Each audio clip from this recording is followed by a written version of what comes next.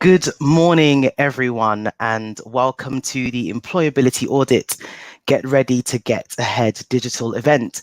My name is Michael Bolt, and I am an events delivery manager at CMI, and I will shortly be handing over to David McLaughlin to begin today's event. If you do have any questions during the digital event, you can ask them using the live chat box on your screen or device. We'll answer as many as we can during the Q&A. Today's session is being recorded and will be shared with you later today for those of you who have booked to attend. The event recording will also be available on the CMI website and the CMI YouTube channel. So now over to David to begin today's event. Thanks, Michael, and welcome everybody to this morning's event. I'm going to do a little bit different event this morning. Lots of the CPD events we do are around skills that we want to learn when we're in work. What I want to focus on today is what happens when we're not in work. So either through our own choice or not through our own choice. And given the current economic situation, many of us may face a period where we're having to find another job and it's not necessarily our choice to do so. So I want to give us some skills today and something to think about if we find ourselves in that position. Of course, it's not all bad, because sometimes we find ourselves in a position where we want to change job for whatever reason that may. And again, that can be because of dissatisfaction, because we want to advance our career, or indeed, linking back to the economic situation, we need more money. So we can think about these things. Now, one of the other things I want to just mention is often we think, as we get on in our careers, often we can think that, you know, having a job for life was a thing that when I started work, a lot of people expected they would have a job for life and they would join a good company, join a good firm and progress through that firm, or stay where they were happy and stay with that employer for as long as possible, because it was easy. You know, if it paid well and it wasn't too stressful, it was an easy thing to do and it was safe and it built the lives that we wanted outside of work. Nowadays, of course, we think about portfolio careers and, you know, we think about staying in a job 3 to 5 years and then moving on, perhaps. We think about staying in a role 3 to 5 years and moving on. And we sometimes think that's a really new thing. And aren't we trendy and wonderful because we do that? And this came to my mind yesterday. I was doing some family history research on the internet. And I did some research on some of my ancestors from the late 1880s. And one particular person, I looked at 3 census reports that they were involved in, and in each census report they had a very different job. And when I say a very different job, not just a different job within what you might think of as the same environment, but completely different environments and completely different jobs. And it just made me think that actually changing jobs a lot is not something new. It's something that's always been there. And really, if we find a career that we can stay in for life, from an employer that we can stay in for life, that's probably quite rare and probably quite luxurious as well, because we can build all our benefits, we can build our rights, we can build our pension all in one place, and all of those things that happen. Get the extended service holidays and all of those lovely things. So anyway, that's just a little bit of background I wanted to share with you.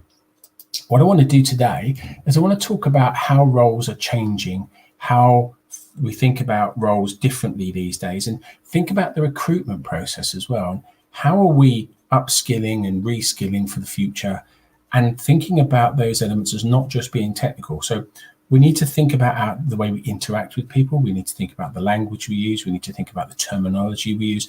All changed and continues to change.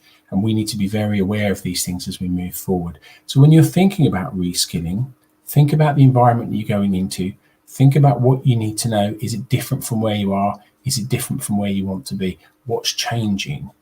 And also, when we think about interviews and recruitment a lot these days, a lot of it happens remotely. So we're going to talk a little bit about that as well as we go through. So, where are you now? Now, this is a really good question. Where are we now? Where am I in my career? Where do I want to be? Where am I in terms of where I am at this very moment in time? Am I happy? Am I unhappy? All of these things we need to consider. We need to think about what's the issue we're trying to solve if we're wanting to move to another job. Is it about money? Is it about career development? And neither of these things are bad things. We want more money. We want more money. You know, with the cost of living crisis going on at the moment, and inflation going through the roof, we all need to be careful. We all need to get money where we can. And sometimes changing jobs is just about more money. In my experience, though, that's not a long-term sustainable plan. And the reason I say that is my own career, when I look back at the times when I've chased the money, I've chased the promotions, I've gone for that glory, if you like, in the longer term, it hasn't really worked out. It hasn't made me happy. Now, there are two things to think about here. We can think about long term, when we have the ability to do that and when we have the luxury of doing that. And we can think about short term in terms of getting that money, getting that next step up the ladder. What's my plan for the next 5 years, the next 3 years? Am I going to be here for that time? Am I just looking at getting as much as I can to pay off my debts, pay off my mortgage, pay my rent, whatever it might be, pay for Christmas, and then I'll worry about that in 6 months' time. Now, if you do that, don't forget that's what you're doing and that's why you're doing it, because it's a horrible place to be if you forget that and then you get stuck in a job that you really don't like with an employer that you really don't like just because the money's there, just because the money's right. So think about what's the issue that you're trying to solve, and that's a really important thing to take some time to consider. Think about what you're looking for that you can't get where you are. Now, this is a really interesting one as well. And sometimes people say to me, when I've managed teams and when I've looked after employees, and people have come to me and said, I'm going to give my notice in. And I say, okay, but can you tell me why? Sometimes I say, well, I don't think I can get on here. I don't think I can do what I want to do. And I will sit them down and say, what is it that you want to do? And sometimes we can't do anything about it. Sometimes people have to go, they can't get what they want from us. But sometimes it's about actually, have you had that conversation? Or are you making the assumption that you're not going to get promotion here? Are you making the assumption that there's nowhere for you to grow and nowhere for you to go whilst you're here? So I would say always have that conversation with your manager. Of course, we have to put the caveat in there. If your manager is the reason you're leaving, and let's face it, most people leave managers, not jobs necessarily. If your manager is the reason you're going, you're not going to have that conversation. You just got to go. If it's not, if you like your manager, you like your team, you get on well, you like the organization, but you just don't see anywhere for you to go within that organization, make sure you have that conversation. Make sure you raise those issues before you put a lot of effort into finding another role for you. Think about where what your values are in terms of what you want to do. So if your values chime with the organization you're with at the moment, can you do more with them? If they don't, that's a good reason to go. But make sure you don't jump out of the frying pan into the fire, as the old saying goes. Make sure that where you go, that organization chimes with your values, chimes with your ethics and your moral behavior, is not going to put you in a difficult position, not going to put you in an uncomfortable position, because that will just add to your grief. So think about all these things before you even start looking, before you even pick up I'm showing my age now, pick up the paper and show the situation's vacant. Before you go online, search the internet, search LinkedIn, all of those things, put yourself out there. Make sure that you know what you want, you know the problem you're trying to solve, you know what your values are, and you've identified all of that before you start, because that will make it a lot easier and you'll end up somewhere that's much, much better placed for you.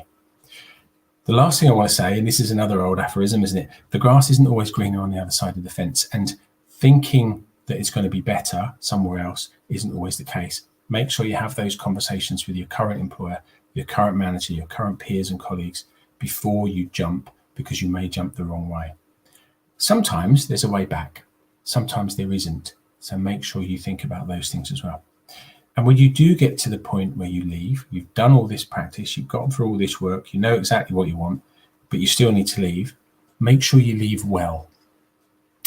Now, what I mean by that is, if in 3 months' time you see your manager walking down the street, are you going to feel like you need to cross the road? Have you burnt all your bridges? Are you going to feel like you want to speak to them? Are you going to stop and say, yeah, it's good, I made the right decision, this is right for me? Or actually, I didn't make the right decision. Can you let me know if there's a way back, if there's anything that can be done? I'd really think, I didn't make the right decision. We need to be open about that, and we need to leave an organization in a way that we can have those conversations further on down the line. So all of this really takes place before you even look for another job. You're thinking about it, go through this process. At the end of this process, you might say, actually, you know what, I'm all right where I am. You might not, you might still say, I've got to go. And then you go through that process.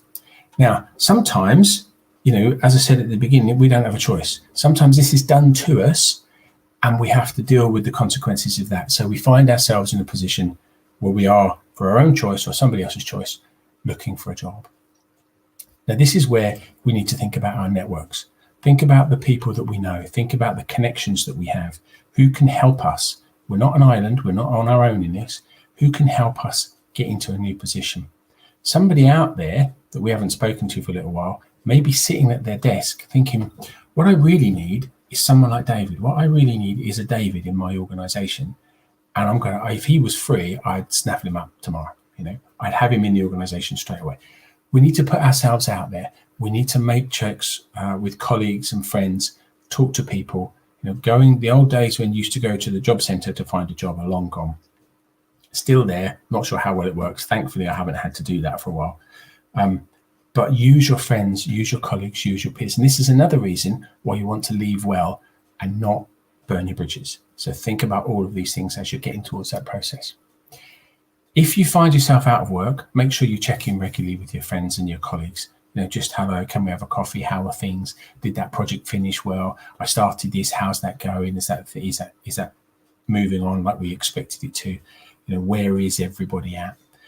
So-and-so is having a baby. So-and-so is about to retire. You want to stay in touch with all that, because not only is that building your network and reinforcing your network, but what it's also doing is it's helping your mental health and helping you cope with what is a period of loss, a period of mourning, a period of uncertainty before we get into that next position. So we have to think about all these things. Part of that is about making sure that you see this situation as doable and not insurmountable.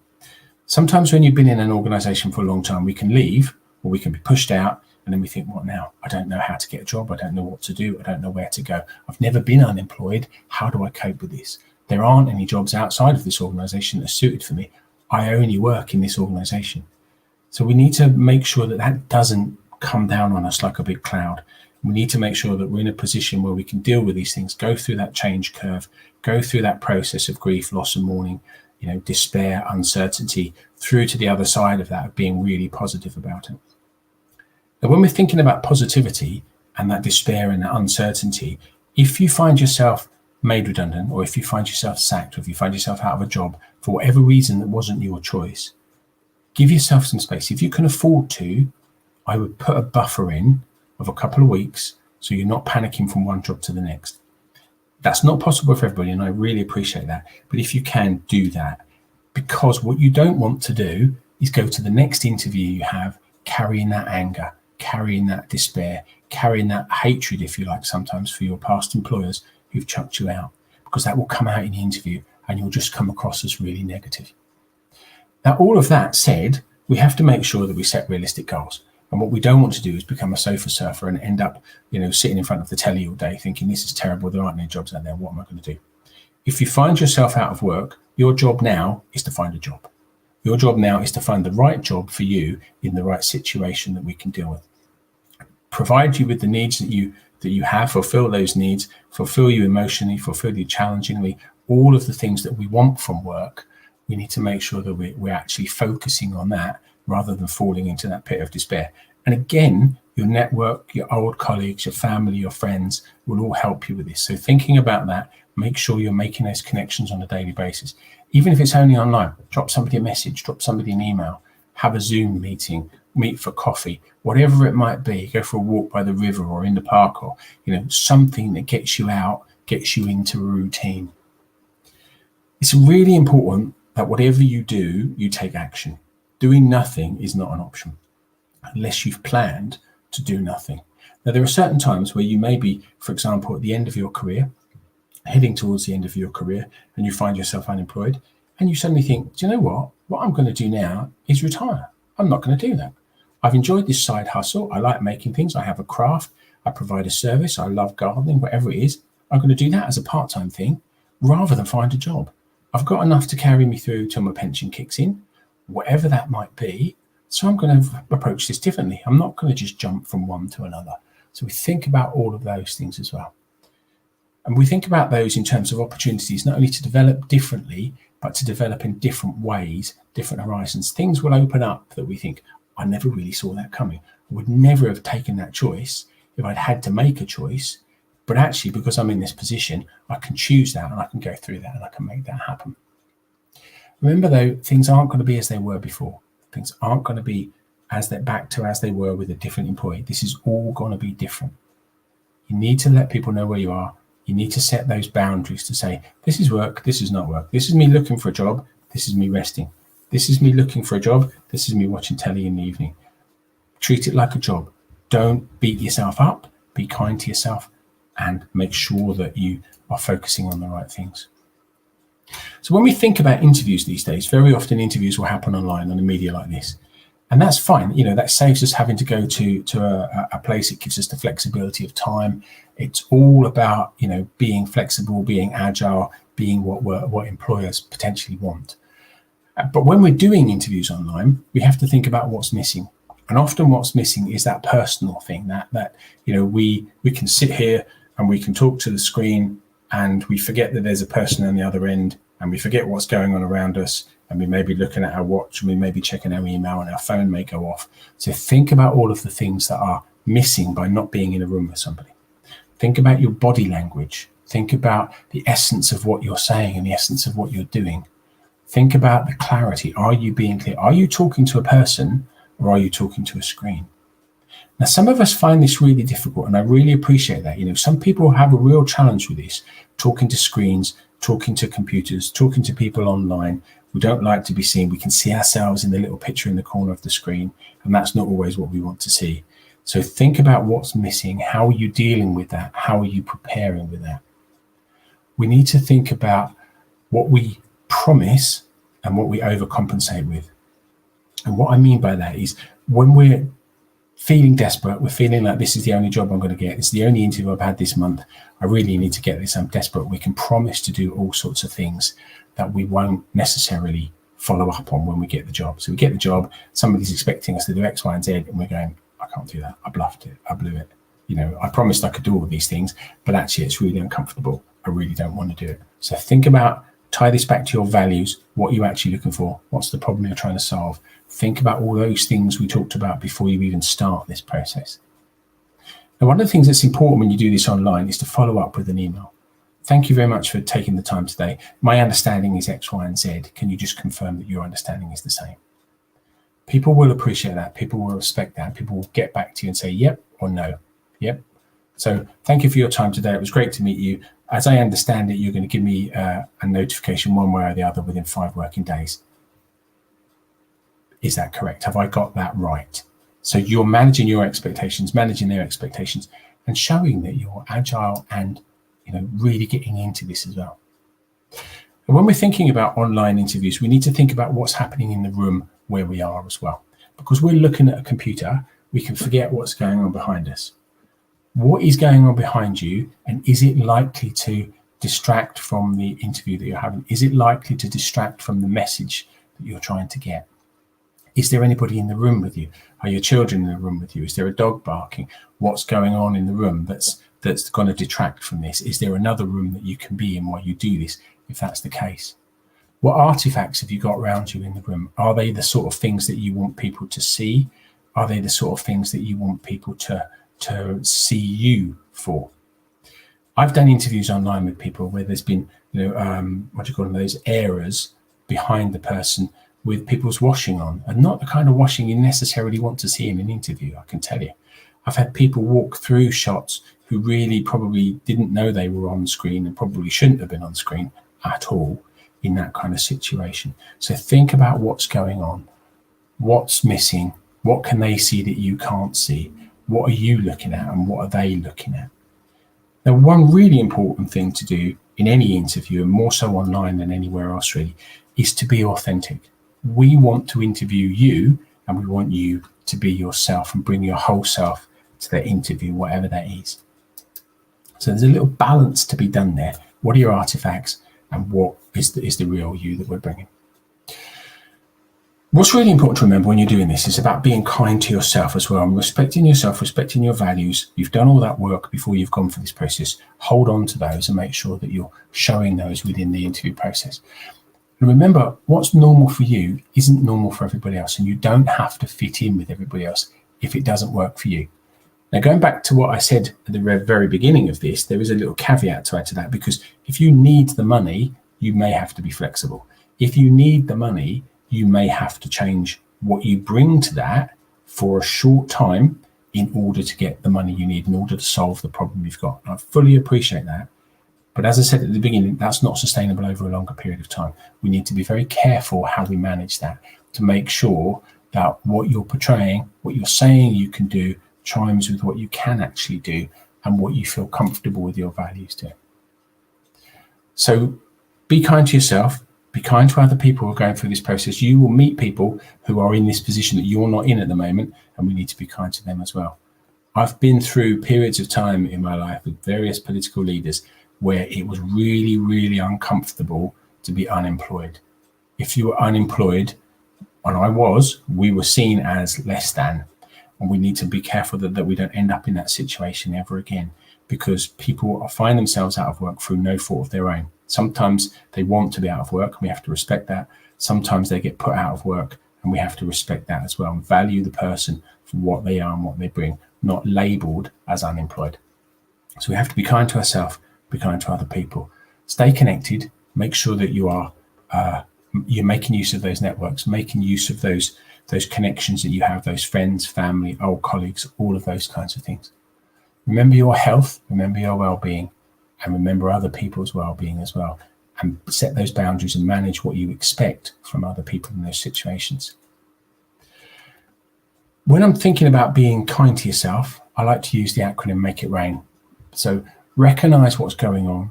Am I feeling despair? Am I feeling depressed? Am I feeling uncomfortable? Am I feeling over-exhilarated? Am I hyper? What's going on? Am I in the right place to be dealing with what I'm dealing with at the moment? We need to allow ourselves to experience what's going on and accept that experience that's going on. We need to investigate it and make sure that we disengage from it in a certain sense. We need to not identify with it. I'm not a depressed person. I'm experiencing a feeling of depression right now. I'm not an anxious person. At this moment in time, I'm feeling quite anxious. So we need to change the language that we use in order that we don't fall into those holes and chase that rabbit down that rabbit hole. And when you're feeling like that, when you're having difficult moments, when you're having those points where you're telling yourself, no one's going to give me a job, I'm 58 years old, I'm 62 years old, and whatever it might be, no one's going to want me. Think about taking it to court. Take that feeling to court. Is there any truth in what you're telling yourself? Does that stand up to scrutiny? Does that stand up to integrity? If you were in court and you were the defense, can you convince yourself, can you convince me that what you're saying is negative is true? And can you convince the prosecution that the negative is untrue if you play that prosecution defense game? And at the end of that, you'll have a much clearer idea of what's the worst that could happen here, what's the worst that could come out of this. Realistically, how likely is it that as an experienced person, I'm going to be unemployed forever now? Ask yourself those questions, go through that process, get a friend, get a colleague to work through with them. This is where your networks are going to come in, and you can say, this is what I'm experiencing today. Can you help me work through that? Can you help me make sense of it? Because really, it doesn't make sense to me.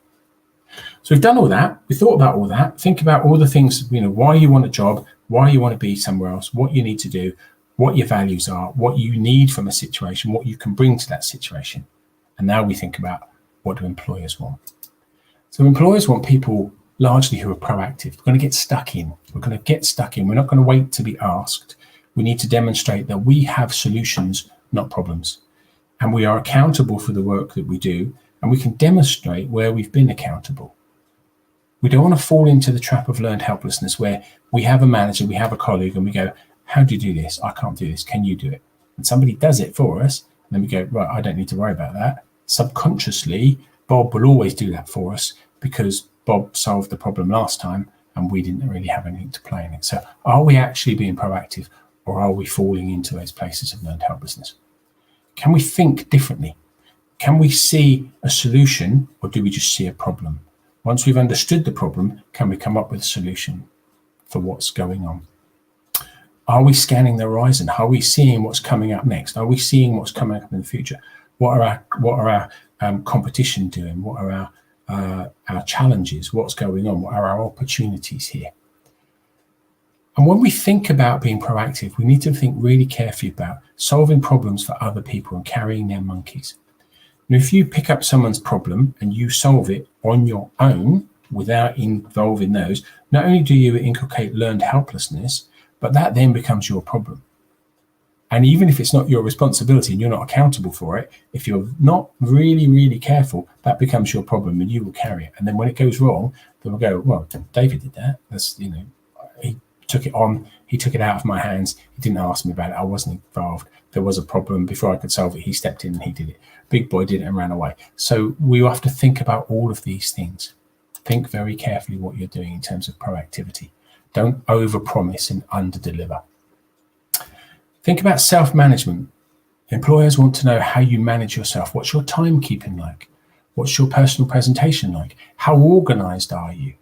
What are your values, ethics, and behaviors, and how do they match with the organization's?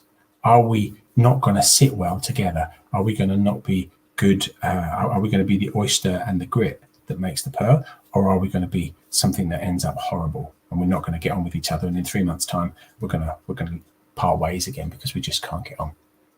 How accepting are you as an individual of others and other thinking and other ways of life and other ways of living and other behaviors that are all perfectly acceptable within this organization, but are you accepting them and are you valuing them and are you valuing that difference? And how do you demonstrate that to a potential employer? That's what employers are looking for, because we all work in diverse environments these days. Now, this is particularly important if you're moving from one industry to another, say one environment to another, one operating environment to another, where things may well be very different to the environment you've come from into the environment you're going to. You've identified those transferable skills, you've identified what you bring, you've identified the experience, but you're plugging it into a different environment. There will be challenges for you and challenges for the organization you go to because of that. There will also be a lot of value, but there will be challenges that we need to be prepared for and make sure that we can accept those before we jump into an organization that's different. How adaptable are you as a potential employee? How adaptable are you in terms of changing roles, changing working patterns, changing priorities, and sometimes changing priorities at the last minute, doing different things at different times, being asked to do different things at different times, changing deadlines, pressure that comes with that, internal change, external change, client demands, business demands, environment demands, personal demands, all of those things. How do you cope with that? You will be challenged on this when you go for an interview, and you need to be honest here, because it's really tempting if you think this job pays more and you need the money. It's really tempting to say, yeah, I work well under pressure. I'm a good team player and I work well under pressure. Really, I'm not. I hate people and I can't stand pressure. I like a structure. I like an organization. I like my routine. If that's what you like, don't go for a job where there's lots of change and lots of pressure, because you're not going to survive. You're not going to stay there for very long. You'll upset yourself, you'll upset them, waste everybody's time. Be honest. If you're not very adaptable, there's absolutely nothing wrong with that. But if you're not very adaptable, be honest and say, I don't like change. I don't like pressure. I don't like stress. I can do this really, really well, but not if it's pressured, not if it's stressful. Remember, you have to look after yourself as well as look after everybody else. How are you in problem solving? When we think about problem solving, give an example of how you've solved a problem. Think about the five W's here, the 5 Y's, if you like. What did you do? Where did you do it? What was the outcome? Who else was involved? When did it happen? Why did you do it the way you did it? All of those things. So we're going to ask you to give an example of how you've solved a problem. So think about those things. Think about 6 serving men. Think about the 5 Whys of why did that happen? Why did that happen? Why did that happen? Get down to the root cause, that root cause analysis piece. Is that something you're comfortable with? Is that something you're familiar with? Do you have those critical thinking skills? If not, don't say you do, because that will come up as soon as you get in a job. And soon as the first problem you're faced with, you won't know what to do. So think about these things. It's very easy on an application in the CV to say good problem solving skills. Give me an example. Tell me what that means. Tell me how you've done it. If you haven't done it, tell me you haven't done it. You won't get the job necessarily, but that's not necessarily a bad thing. Not getting what you think you want isn't necessarily a bad thing. Sometimes it's good to not get what you think you want. We talked about pressure. If you can't deal with pressure, don't go for a job that's pressured. Be honest with yourself. Be honest with your employer. If you're not liking pressure, not liking change, can't cope with excess workloads, can't cope with unexpected hours, being asked to do more hours than than you necessarily signed up for. Think about all of these things before you go for a job. And one good question at this point, if you're in an interview process, is when you get to the point where the potential employer will say, have you got any questions for us? One I would always ask is, can you tell me why my predecessor left? That will tell you a lot about the organisation. As much as anything else, that will tell you a great deal about the organisation, how it deals with people, how it copes with people, how it deals with difference in people, change in people, working pressures, all of those things. So really good question to ask. When it comes to teamwork, often we say, it must be a good team player. Are you? Do you really play well with other people? Think about how you work with teams. Do you do what's necessary and put up with the people in the team, or do you actually play a really big part in that team? Do you look at your team currently and think, God, I can't bear the next team meeting. Why don't you just leave me alone, get on with the job at hand and leave me alone? I deliver on time, I deliver to quality, I deliver with all the parameters that I'm supposed to deliver in, and just let me do that. I really don't want to play with other people. God, Friday afternoon when everybody says, let's go out for a drink, I'm just like, no, please help me, no. So if you're like that, don't say that you're good at teamwork, because it will not be sustainable. So think about these things as well. Is teamwork really something that you're good at? You're going to be asked all these things. Think about negotiation skills. Now, negotiation skills, we do a bigger webinar on this, but negotiation skills are really important in a job as they are in life as well. So thinking about back to those pressure things and back to those changes, if you're faced with that, can you negotiate a way out of that? Because if you can, you've probably got good negotiation skills. Negotiation skills involve listening to others as well, influencing others and being influenced by others when it's appropriate for that to happen. So can we do that? Are we in a position where we have good negotiation skills, or are we just saying we have to get in the job? These things will find you out. All of these things that I'm talking about will find you out if you don't have them. Now, the one thing that we can do something about is technical skills, because technical skills we either have or we don't have. And if we don't have them, employers will very often offer training. I can train you to do X, Y, and Z on the computer. What is harder for me to train you is technical skills, flexibility, dealing with pressure. Those things are more innate, more natural, if you like. But technical skills, we can train you. We can send you on a course. We can do distance learning. We can get you qualified. We can get you to a position where those technical skills will work for us.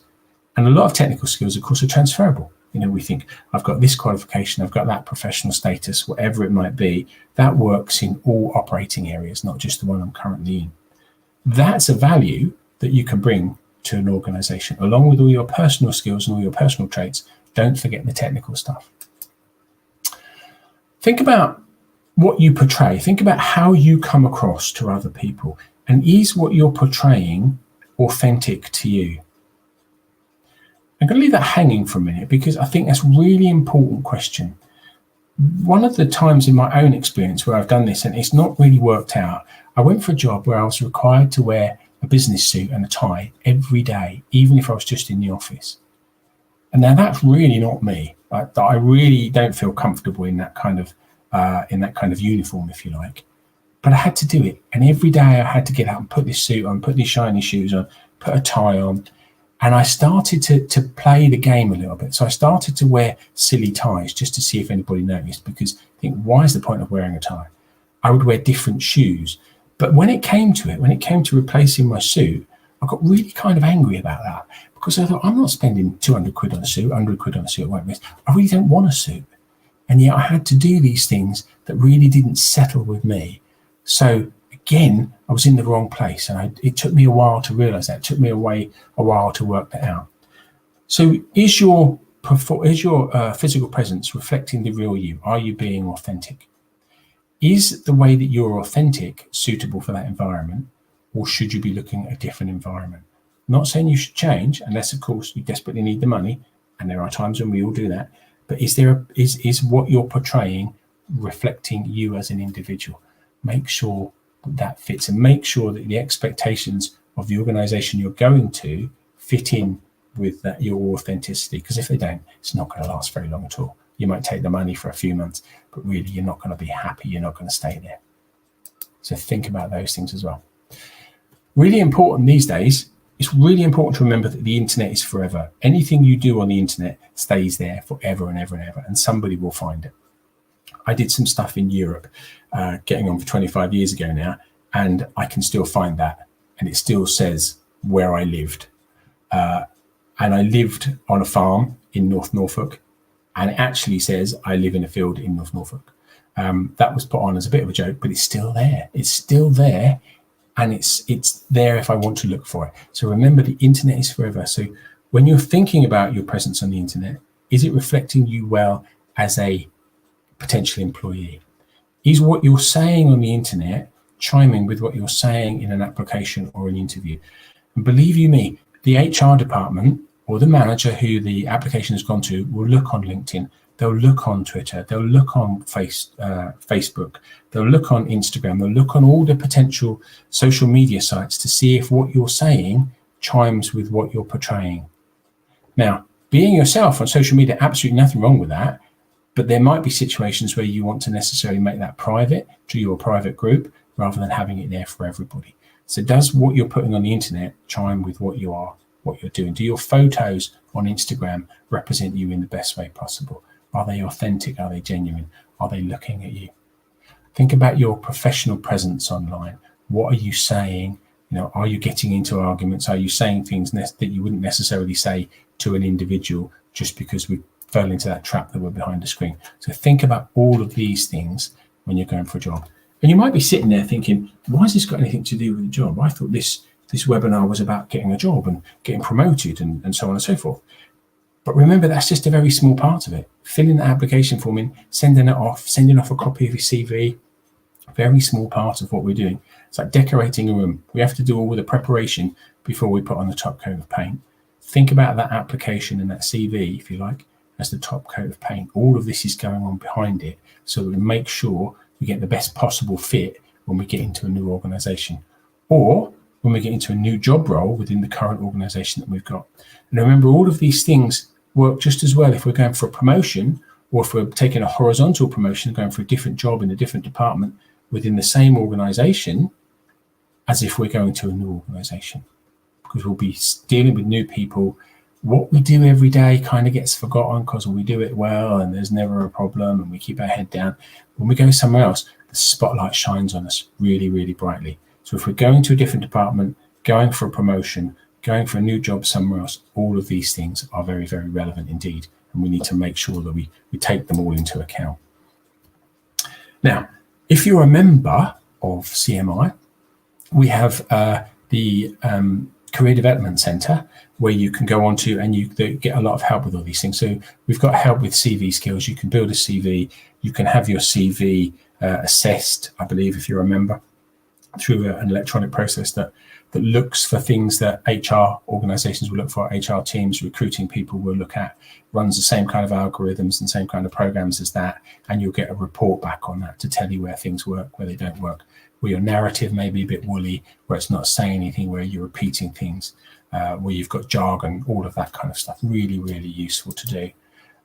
We've got things on there about interview skills and how to cope with interviews and various questions that you might get thrown at interviews.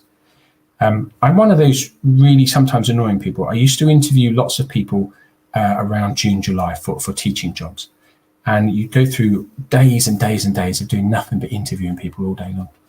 And sometimes I would ask a question just to see where somebody was, just to see how people react in terms of change and the unusual. And I would say to people, if you were a can of soup, what flavor would you be and why? So when you're going for interviews, be prepared for anything. Be prepared to to be faced by the unexpected, the unusual. This won't always happen, and I can be quite annoying sometimes, but think about the things that might happen that you need to be prepared for. So think about those and go through the interview skills package as well. And as I say, we've got the Career Development Centre. And this will also help you fill gaps in your learning, fill gaps in your development, look at your CPD, think about how you got to where you are and how you're going to stay at the top of your game, because you're at the top of your game now. Being unemployed, being out of work doesn't mean you're no less valuable. It means that for this moment in time, at this very particular window, nobody is utilizing my skills. I've still got all those skills. I've still got all that experience, still got everything of value that I bring to an organization. It's just about finding the right place for it. So think about everything we've said today. Why do you want to change? What do you bring to an organization? Where do you add value? Where do you add benefit? Go through that audit, check yourself, because once you've done that, you'll feel a lot more confident, have a lot better idea of where you need to go next in order to progress your career, change to a new environment, find a new job, get a promotion, get a pay rise. All of these things will help you with all of those challenges. Some final thoughts for you. If you're going for another job, or if you're moving to a promotion, do your research. Is it right for you right now? And sometimes it is, sometimes it isn't. And remember, chasing hierarchy and chasing money may not be the best thing longer term. So think about that. Think about what you're really trying to do. Be prepared, and be prepared for anything to happen. Think about that soup question. Be prepared for anything to happen, especially in an interview. Practice before you go to an interview. Practice what you're going to say. Practice how you're going to start that conversation off. And the only thing you really need is the first line. Don't think about a script. It will come across as scripted. Think about the first line that you want to ask. Think about that one question, that one thing you want to say. Everything else will flow from that. Make sure you look the part, but make sure that part is authentic to you. If it isn't, it's not going to last. You're not going to stick with it. Be as confident as you can. Use your networks to this. Sum up as much confidence as you can. Make sure you're getting out there. Make sure you're making contact with people, keeping in touch with people. And remember, you bring something unique to a job role. You've got this. You've got the thing that somebody wants and somebody needs. We just need to put you together with that person or that organization, and then it's all going to fly. Brilliant. That's the end of the input from me. I'm going to go back to Michael now and see if we've got any questions. Thank you so much, David, for the excellent presentation and insights. Thank you. So we don't have any live questions as yet. So for those of you who are still with us, please do drop a message in the chat if there's anything you'd like to ask David. But we do have some pre-submitted questions. So we will start with those, David. And the first question is from Melody. And the question is, what do people most lack in their CVs and cover letters and should really include? That's a really good question, Melody. And I'm afraid my answer is going to be a bit brutal. In my experience, what most people lack is interest. But that sounds really brutal, and I'm gonna explain that. Having been in positions where I've received loads and loads of CVs and loads of letters for people coming for jobs, what you tend to see is catchphrases. You know, I'm a good team player, I'm this, I'm that, I'm the other. But the trouble is 20 other people, the first 20 people I pick off that pile, will all say the same thing. So what is it about you? What do you bring? What's your unique selling point, if you like? What's your USP? What do you bring? What are your successes? What are your challenges? What makes you human? What jumps off the page about you? It's really easy to fall into the trap with a cover letter of saying, you know, I did 10 years at the council, and I did 5 years at this, and I did 5 years at that. And well, so what? So did everybody else in the pile. So think about what makes you unique, because what makes you unique is what we want. I want to have a conversation with you because you're interesting.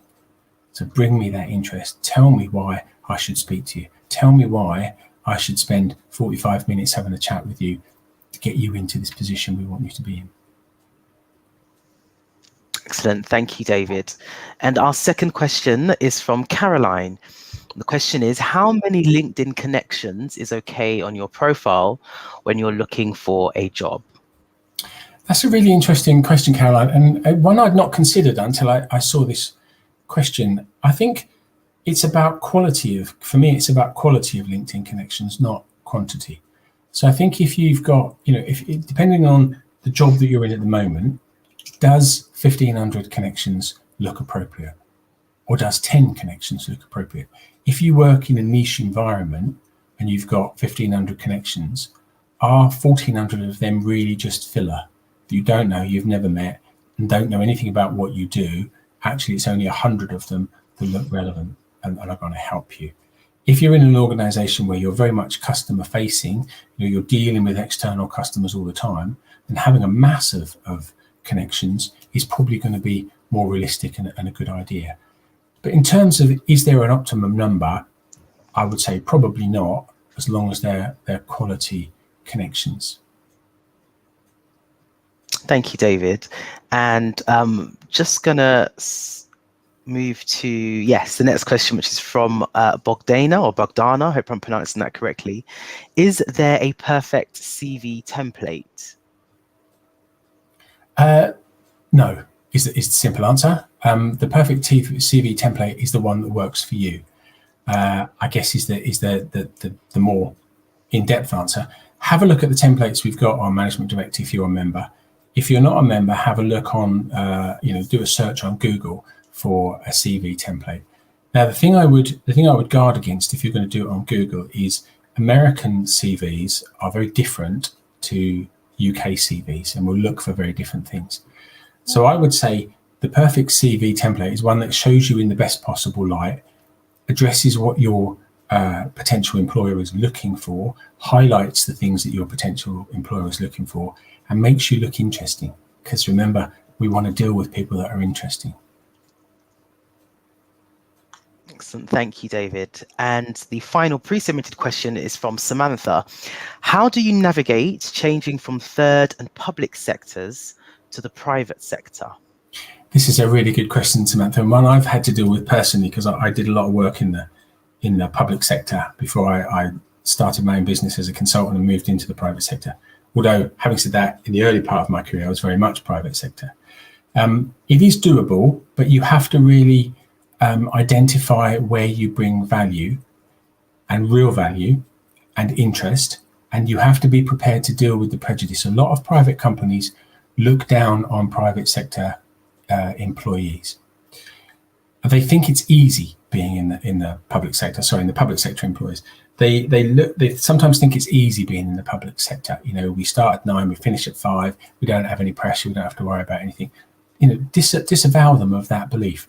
Show them where you've dealt with the things that they're likely to be dealing with in the private sector. Show them how you've dealt with change, how you've dealt with that horizon scanning. You know what's going on. You can deal with pressure. All of the things that we've talked about today. Bring that to the interview process. Bring that to the covering letter and the CV. If you just say, "Oh, I worked in this job and it was blah blah blah," well, so what? Anybody could do that potentially. And I'm not being horrible there, but on paper it looks like you're not any different to anybody else. So disavow them of that. Show them where you've made a difference, where you've been proactive, where you've been agile, where you've dealt with pressure, where you've worked to tight deadlines. That's what people want. The fact that you've done it in the local council probably doesn't matter at the end of the day. Great, thank you, David. And we now have some live questions which are coming in. So let's see how many we can get through before we end today. The first one I'm going to ask is a question from Zignoba. And the question is, I received a rejection mail or email for a job application that I was 90% sure I would be shortlisted for an interview. Does too many degrees and professional certifications or qualifications sometimes get in the way? Well, first of all, I'm sorry to hear that you got rejected. And if you are still looking for work, I hope you find something really quickly that suits you. Having too many qualifications and too many degrees doesn't get in the way, but it may not be appropriate for every job to outline, to highlight them. And I think this is where you need to look at what the job is about, what the application is asking for, what the potential employer is asking for, and what they're looking for. Look at the culture of that organization and look at the values of that organization. Now, having those degrees and qualifications and professional statuses will only help in terms of the way that you operate, but it may not necessarily get you in the door in the first place. So think about the ones that you want to highlight that you know will get you in the door, and just don't mention the others. It's not about lying. It's not about hiding. It's not about devaluing them. It's about what's appropriate for this environment. Think about that before you either include or disclude putting those on your CV and your covering letter. Thank you, David. We have another question from Sean, and Sean says, the soup question is interesting.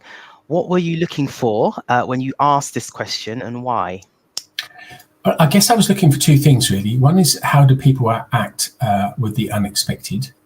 Nobody expects the unexpected, but I think it was a good way of getting people to think outside the box. How do they deal with the unexpected at that moment rather than being prepared for it? And it also gave me, sounds like a pun, but it also gave me a flavour of where they saw themselves. And if people said, for example, oh, I'm cream of tomato because it's comforting and warm, that says, well, that's a so what question. And if that's really what you think of yourself as cream of tomato, I'm not sure you're going to fit in here. If somebody said, oh, I'm mulligatawny because it's spicy and exciting, then it gives you a different picture of where that person sees themselves, how they portray themselves, how they deal with change. Some people will just say, I don't know, I can't answer that question. And then they can't deal with the unexpected. So it was really about seeing how people deal with the unexpected and seeing how people portray themselves when they have to think out of the box and given a different question rather than saying, what would your friends and colleagues say about you? Because we're all ready for that one, aren't we? They'd all say, they'd say I'm hardworking and I meet deadlines and I'm good to work with and a good team player. Well, I'll be surprised if there's anything else. You're not going to tell me, but I'll take it. Excellent. Thank you so much, David. And thank you to everyone for your comments and questions. We are out of time, but it was an excellent and insightful session. Thank you again, David. Don't forget, if you are a member of CMI, you can log into Management Direct using the link in the live chat, and you can find a wide range of exclusive and practical development resources and much more. And if you are not yet a member or a subscriber, you can join our community via the link that's also in the live chat to gain full access to our Management Direct portal. You can also sign up to the free CMI newsletter for the latest trends and tips for managers and leaders. So thank you again for joining us, and we do hope that you enjoy the rest of your day. Thank you. Thank you.